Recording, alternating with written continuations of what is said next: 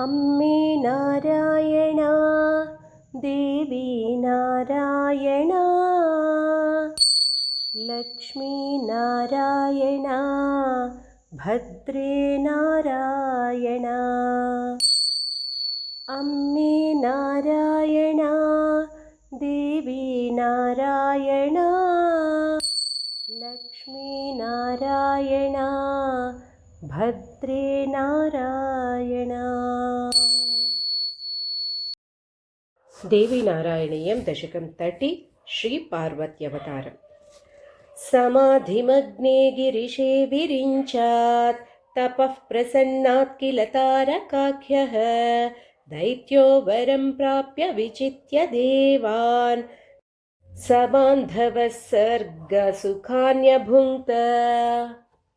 वरैः स भर्गौरसपुत्रमात्रवध्यत्वमाप्तोऽस्य च पत्न्यभावात् सर्वाधिपत्यं स्वबलं च मोहान् मत्तो भृशं शाश्वतमेव मेने नष्टाखिला श्रीहरये सुरास्ते निवेदयामासुरशेषदुःखम् स चाह देवा अनयेन नूनमुपेक्षते नो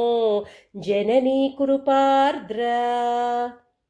तद्विस्मृतेर्जातमिदं करेण यष्ट्या च या ताडयति स्वपुत्रं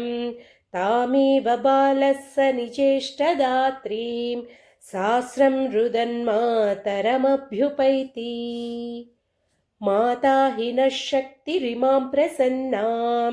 कुर्यामभक्त्या तपसा च शीघ्रं सर्वापदस्सैव हरिष्यतीति श्रुत्वा मरास्त्वां नुनुवुर्महेशी निशम्य तेषां श्रुतिवाक्यगर्भस्तुतिं प्रसन्ना विबुधां स्वमात्थ अलं विषादेन सुराः समस्तं जाने हरिष्यामि भयं धृतं वः हिमाद्रिपुत्री विबुधास्तदर्थं जायेत गौरी मम शक्तिरेका सा च प्रदेया वृषभध्वजाय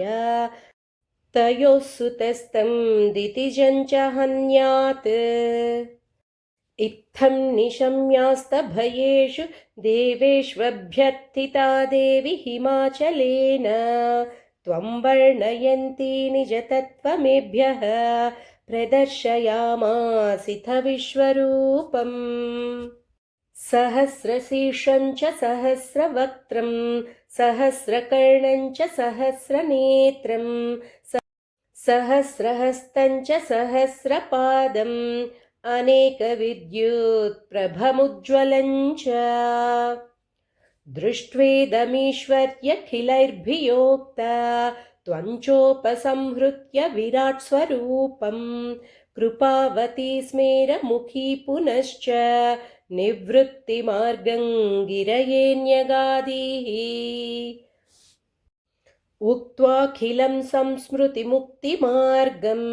सुरेषु पश्यत्सु तिरोदधाथ श्रुत्वा द्रिमुख्यास्तव गीतमुच्चैर्देवा जपध्यानपरा बभूवुः अथैकदा प्रादुरभूत् हिमाद्रौ शाक्तं महोदक्षगृहे यथा प्राक् क्रमेण तद्देवि बभूव कन्या सा पार्वतीति प्रथिता जगत्सु हिमाद्रिणैषा च हराय दत्ता तयोः सुतस्कन्द इति प्रसिद्धः स तारकाख्यां दितिजं निहत्य ररक्ष लोकान् अखिलान् महेशी दुर्वासनशापबलेन शक्रो नष्टाखिलश्रीर्वचनेन विष्णोः क्षीरोदधिं सासुरदेव संज्ञो ममत्थ तस्मादुदभूच्च लक्ष्मीः या पूजितेन्द्रेण रमातवैका शक्तिस्वरैश्वर्य पुनः प्रदानात् शापान्मुनेर्देवगणान् विमोच्य कटाक्षतस्ते हरिमापभूयः त्वं सर्वशक्तिर्न जितासि केनाप्यन्यान् जयस्येव सदा शरण्या मातेव पत्नीव सुतेव वा त्वं विभासि भक्तस्य नमो नमस्ते। सर्वमङ्गलमाङ्गल्ये शिवे सर्वार्थसाधिके शरण्ये त्र्यम्बके गौरि नारायणि नमोऽस्तु ते। जय आदिपराशक्ति की जय।